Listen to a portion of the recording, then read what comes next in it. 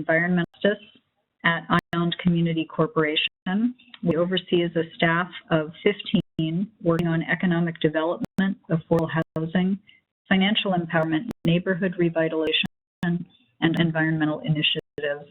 He comes to the Ironbound Community Corporation from the Bergen County Division of Community Development, where he coordinated economic development projects and oversaw compliance with federal regulations in areas of fair housing, labor standards, and the environment.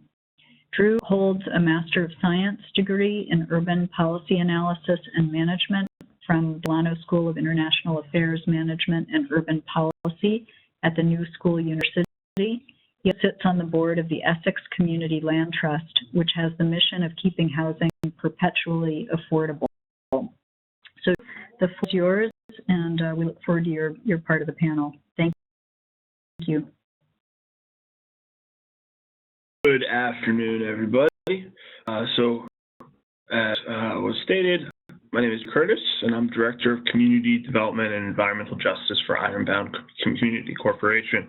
I think my fellow panelists did a great job of kind of laying out some of the big picture issues and some of the tools that are available and the strategies that are available. So what I'd like to do today is simply get some background at the very hyper-local, at the community level about who our community is, what we do as an organization, and what we're facing in respect to climate change, and then just what we're doing about it, particularly working with residents. Hopefully, I want to be relatively brief, and I will leave some plenty of questions about anything specifically. The ION is the ward, the entirety of the East Ward of Newark, New Jersey. And it is an immigrant community. We have been going back to the 1900s or 1800s. And initially it was an Italian, then Italian and Polish, then Spanish and Portuguese, with just a large Portuguese population, but most recently there's been a lot of immigration from South and Central America. Brazil and Ecuador are probably the first countries that folks are coming from. So a significant population of African Americans, largely concentrated in public housing, which in the east and southern most parts of our neighborhood, which are also the parts of our neighborhood that are most vulnerable to climate change. Some quick facts. There's a lot of undocumented population here, and completely trilingual community. Everything we do has to be in 3 languages: English, Spanish, and Portuguese. Low rate educational attainment and high rates of poverty. We're an environmental justice community. As you see from this map, there's a lot of facilities that emit air pollution right in our neighborhood. There's a sea of environmental with over 100 brownfield sites in our neighborhood. So it's really within this environment that our organization exists. So we were founded in 1969, right after the Newark riots, where there was some active citizenry that kind of together, and they knew they wanted to go back to work. And so we founded our very first program, a preschool, and then we've grown since then to adapt to the needs of the community, and now we serve over some people every day through after-school programs, family and senior citizen services, adult education, and then a host of community planning, development, environmental justice, and affordable housing initiatives. I just want to say, I don't know why when I'm scanning my screen, it had 2 slides, so I apologize for that. I'm only hitting things once. But a little more about our environmental justice organizing work. We have a long history, really starting in the 1980s, fighting against incinerators. At one time, they were trying to put 3 incinerators in our neighborhood. We were defeated. One still here too, and causes lots of air quality issues, and it works cumulatively with all the rest of the issues in our neighborhood. And then there's still recent campaigns too, in regards to the widening of the Panama Canal and the raising of the Bayonne Bridge. When that environmental impact study was completed, they didn't look at the impacts of truck traffic, that how many more trucks we're going to have in our neighborhood every day. So we've been working with residents to fight this type of work for years. And also in regards to affordable housing, we've been working with residents and organizing them to fight for improved conditions and real affordable, good quality affordable housing in our community. We've also partnered with private developers. In 2010, we opened up Pacific Apartments, which was the first new affordable housing development in Ironbound in over 30 years. And then also, rather than a lot of organizing work, we also realized we need to take a stake in our community by developing community plans. In 2001, we laid out Newark's first community-level master plan. Saw residential uses encroaching into industry on the east and the south in particular, so we wanted to get ahead of that and stop that too. This plan actually was incorporated in the Newark master plan, and then the zoning, which just passed weeks ago, which Newark's first new zoning in 60 years. And it really is a good document that lays out appropriate land uses for our neighborhood. We also developed the East Ferry Street Neighborhood Improvement Plan, focused on the East Ferry section of Island. That has an average $12,000 per capita income. So it's one of the most distressed and most vulnerable parts of our neighborhood. And since that time, we've been working to revitalize that neighborhood. We also were the catalyst, working for 25 years of organizing advocacy, fundraising, even to Newark's first park developed, which opened up in 2012 in close partnership with the County of Essex and City of Newark. And that's a real asset for our community, as well as mitigate flooding after Hurricane Sandy, because Hurricane Sandy really was a wake-up call to the neighborhood. As Vita said earlier, we've on climate change and climate resiliency issues before Sandy, but with how affected we were in this neighborhood, it really made us deepen our work into the neighborhood. There was both a lot of flooding and destruction of property and disruption to residents.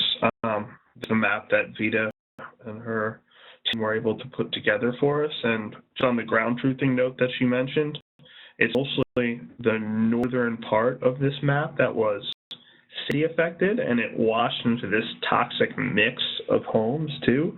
The southern part, while there was some flooding there, it wasn't as extensive.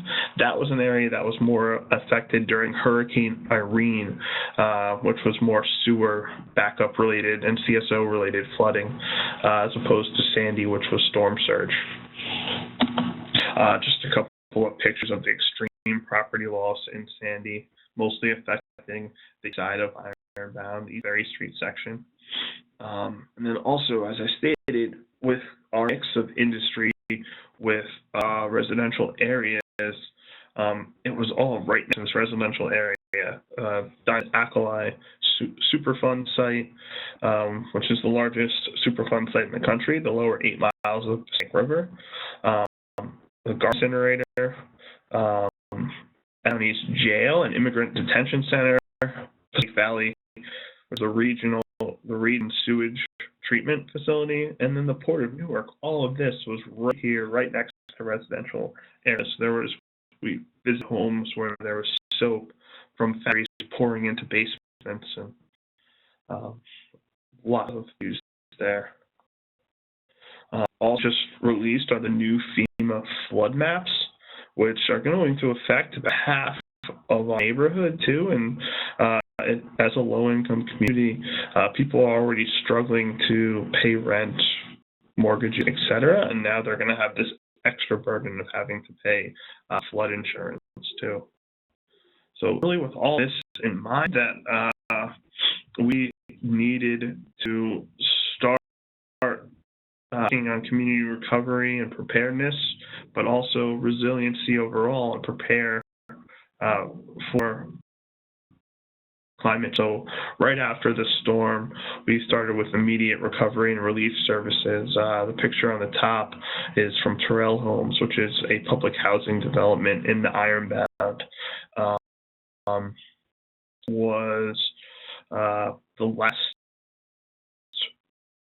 place to get their power back after the storm, and we're working with them. We also served as the lead for the Essex County Long-Term Recovery Group, and we've served over 1,000 people, not just in Ironbound, not just in Newark, but throughout the entire county, helping people recovery and rebuild from the storm, which is still an ongoing effort.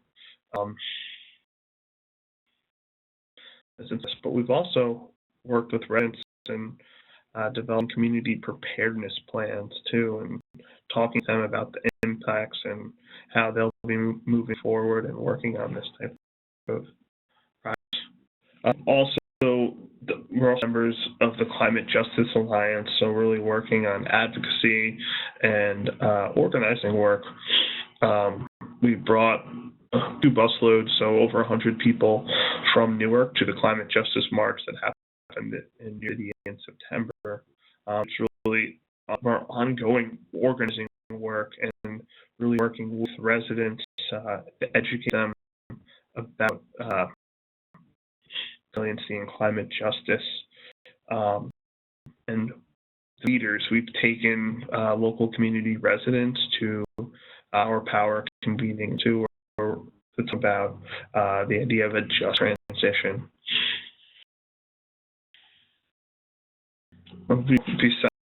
Building on that work, we've been doing a lot of neighborhood planning. Last year in 2014, with your Newark Local Initiative Support Corporation and Natural Resources Defense Council to develop a green neighborhoods plan for the East Ferry section of Ironbound.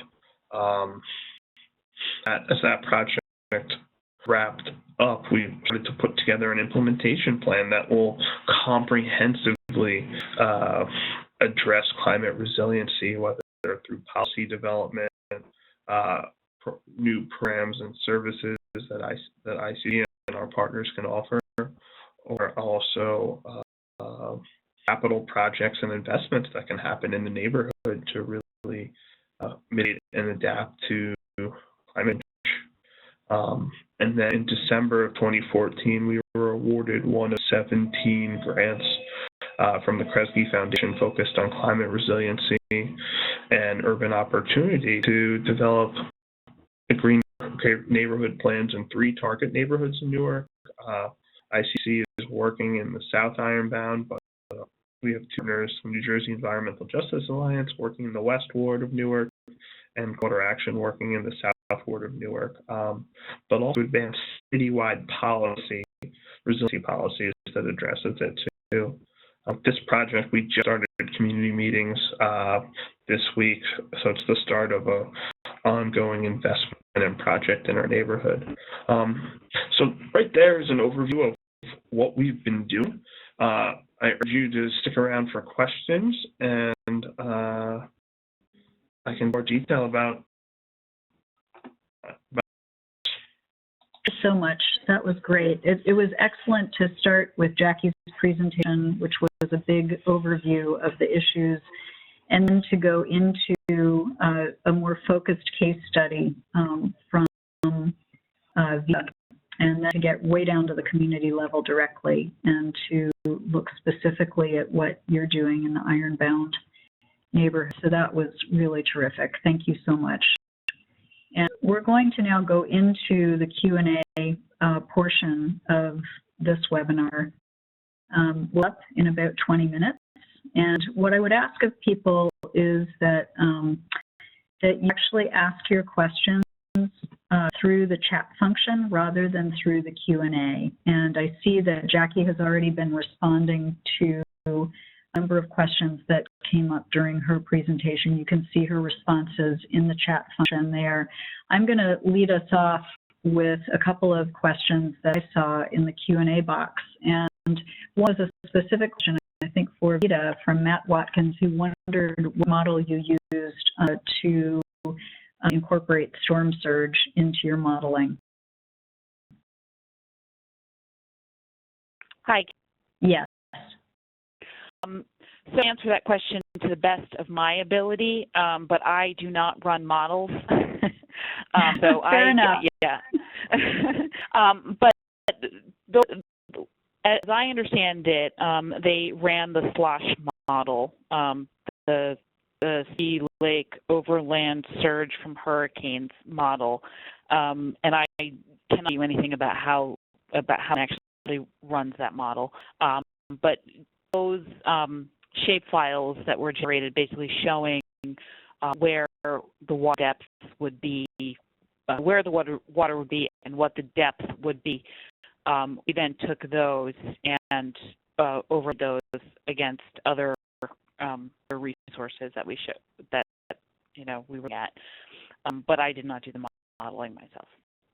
Great. And I also want to note this is not so much a question, but a discussion point that comes in from participant Olaf Hansen, who asks that we talk about co-housing as a means of improving resilience of communities. So co-housing is a very specific approach to structuring residential communities. I don't know if any of the three of you want to speak to that, or maybe build on the underlying premise of co-housing, which is that you're really building a very strong social network among neighbors that can really increase the resilience of that group of people.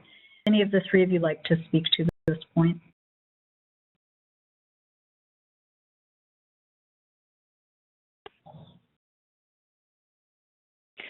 Okay. Sorry.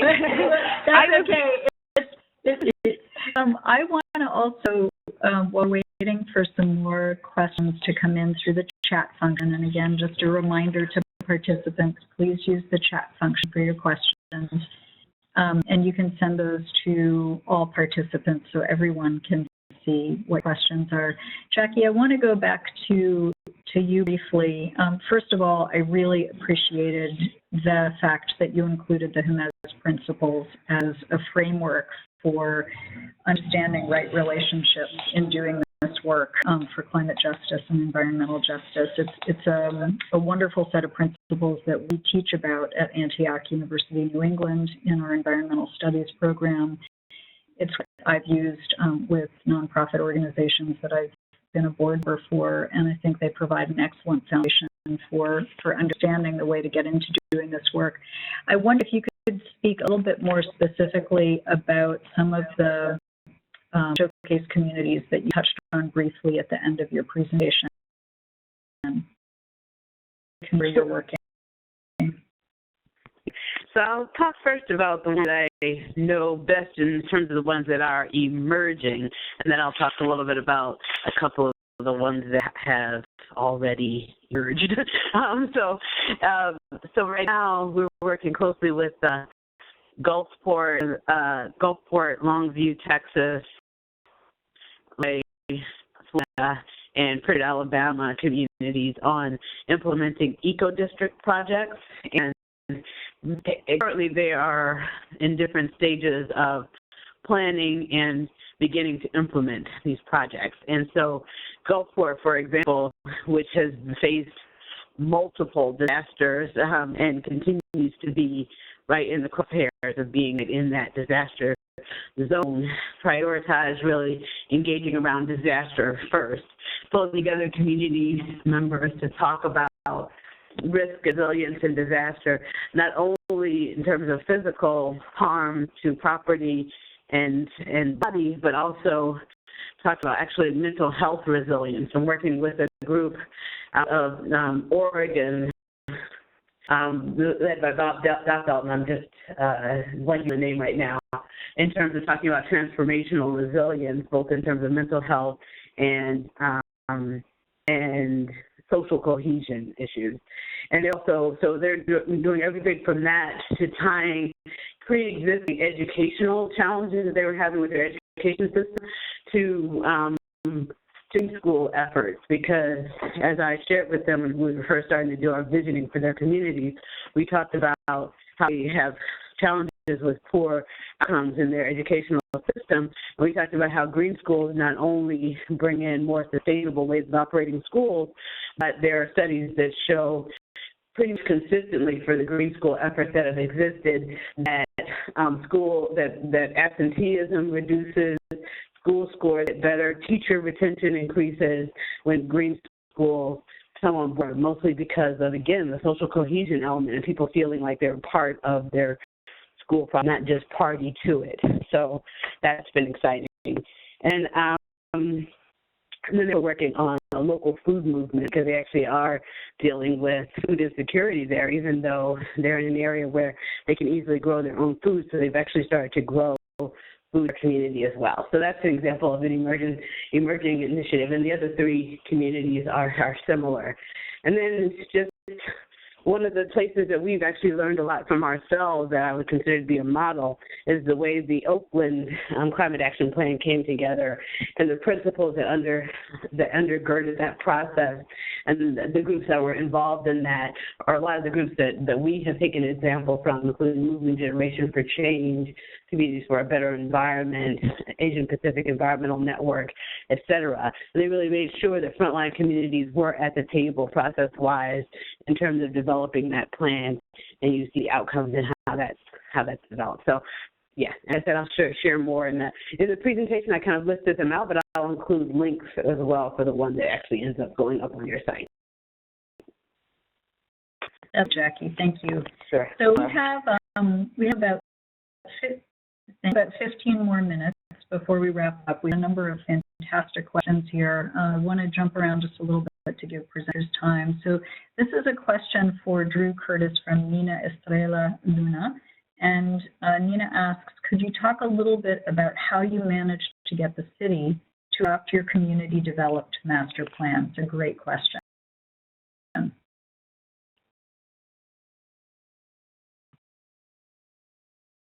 Drew. So that is a great question, and I should just start off by saying with all of our community planning efforts, they're really rooted in making sure residents have a seat at the table, and we bring them together through community meetings and steering committees where residents sit at the same table with government officials, business leaders, other nonprofits, and policy experts in different topics too. So these stakeholders are hearing from residents directly how land use policies and change affect them on the ground too. And then we keep working with them, and it's a long process. Stated that for getting the plan adopted, new zoning just passed a couple weeks ago, and we developed master plan was finished in 2001. So it takes a lot of persistence and just remaining true and the keep fighting. And we're going to continue to do that with our resiliency work right now, the Newark Resiliency Action Project, which we're calling Newark RAP, is to make sure that residents' view of climate change gets brought to new policies as the city develops. We had a press release earlier this month, and we already had Mayor Baraka and City Council President Mildred Crump. They were when together them and residents kicked off the project, and we're going to keep working at that throughout this process to ensure that resiliency policy and resiliency interventions are representative of what are facing. Thank you. I'm going to go now to a question that may be relevant for many people who are listening in to this webinar. This comes from Ariel Latanzi, and writes, Pittsburgh was just selected as a participant of the Rockefeller 100 Resilient Cities program, and we are in the process of beginning to think through how to structure our climate action plan. We have identified risks such as heat and flooding, but are there any good tools that could help diagnose climate-related risks at a neighborhood scale for Pittsburgh? And Vita and Jackie, I'm wondering if you have thoughts about that, Drew, you as well. So looking for a good scale and identifying risks, climate change risks. In terms of tools, I tend to think in terms of, map tools. That's just my bias because of the type of work that I do. So, I would always say, look at the maps first. But in terms of process, there are a number of sort of identified methodologies for assessing climate risk or, climate vulnerabilities, and then working from there. Sort of circular type of diagram where you first go in and you look at your climate change impacts, and then, look at your local resources, figure out which of them are, which resources are going to be priorities for you, and then identify strategies to address those. That's a big oversimplification. It makes the process sound really simple when in fact it's very complicated. But I think as a starting point, I would probably look at existing climate adaptation resilience plans and pay attention to the process that they used, especially how they collected their data and who they consulted with to work that process. If you want to follow up with me, I can always, when I'm not just speaking off the cuff, actually point you to what I'm aware of that's out there. Thank you. Would you like to comment on the question? Sure. What Vita said is 100% accurate. What I'd say, coming from community group, is need to be on the ground, talking to residents directly, and that's how we're doing this project. A survey that we put together, it was initially based off of a moderated by NeighborWorks America called Success Measures, and then we tweaked it slightly to talk specifically about the impacts and something that residents did face too. So we're putting that together with some of the mapping tools and so forth that Vita provided us. Except that it's about talking to residents, and to collect those surveys, we've hired residents. Some of the recent young people that we've worked with. Last year, we piloted our first Environmental Justice Leadership Institute, which trained 15 residents on environmental justice and social justice in general. And now they're activists, and they're going to be on the ground doing a lot of our organizing and outreach for this project. We plan on training another 35 this year to really move that project forward and create a base of residents through. And I want to ask a follow-up question about that. So having that interface directly with people in neighborhoods is critical. And you've developed, it sounds like, a real team that can go out and do that very effectively. What kind of resources did you need in order to make that possible? What could people in this webinar learn about how to structure something like that in the cities and towns where they're based? So there's a couple of different ways. After Hurricane Sandy, there was some philanthropic attention put on New Jersey, and while for the most part, urban communities in New Jersey in particular get as much attention, we were able to get support from our Greater Newark LISC affiliate as well, and then several other foundations to begin this work too. And then we've leveraged other funding sources that we have to really put together the overall infrastructure for environmental justice leadership development, move this project forward. But it took us commitment, but we realized as an organization, this is what we needed to do, and we needed to build a base of residents ready to fight for environmental and social justice. Great. Thank you. Okay, well, other questions that you want to respond to that I may have mentioned? And Jackie, I don't know if you've heard something that you want to jump in on. Yeah, I'll just add to and I'll also answer Carl Silverman's question from the chat, which I was just typing in, but I'll answer it sometime. So, both in terms of tools, definitely echo Drew and Vita's comments and say that to Vita's comment, we are working with Climate Central, who has done for coastal communities extensive degree of mapping as it relates to sea level rise, and then overlay this with some of the social vulnerability pieces. And so we're actually rolling out first in Texas and then in Florida and looking at other states as well.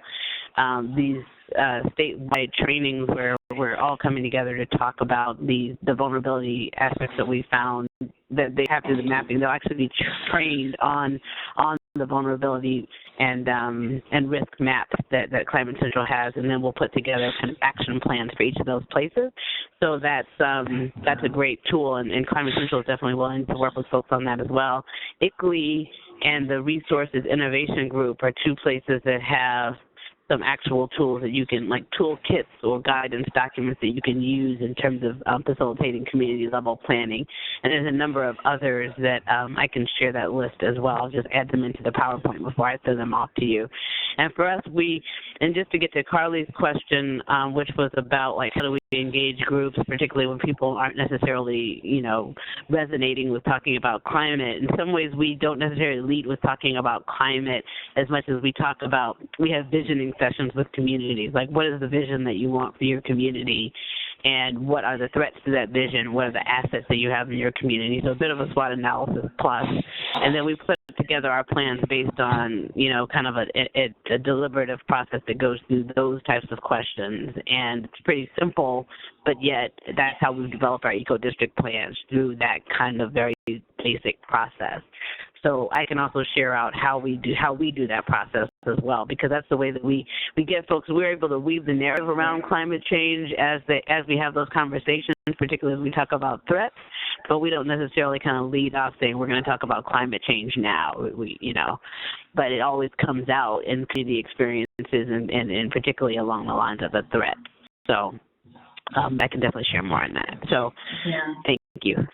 Thank you, Jackie. That's great. And I also want to just flag for people, one of the resources that we circulated in this webinar is the new tool that you've put out through NAACP. Available on your website. There's a link to it from our website as well. So we'll go to the last question for today before we wrap up. And this one comes in from Barbara Ball, and Barbara writes, this is a question for any of the presenters. To what extent do your respective disaster planning efforts can resilience or protection of cultural sites, assets, or other resources that might play an important role in post-disaster recovery. So examples would be in terms of community healing, building social cohesion, mental health aspects, and the like. To talk about how that is affecting all our planning and revitalization projects. As I mentioned about with a very distinct South and Central American culture interspersed with African American culture as well.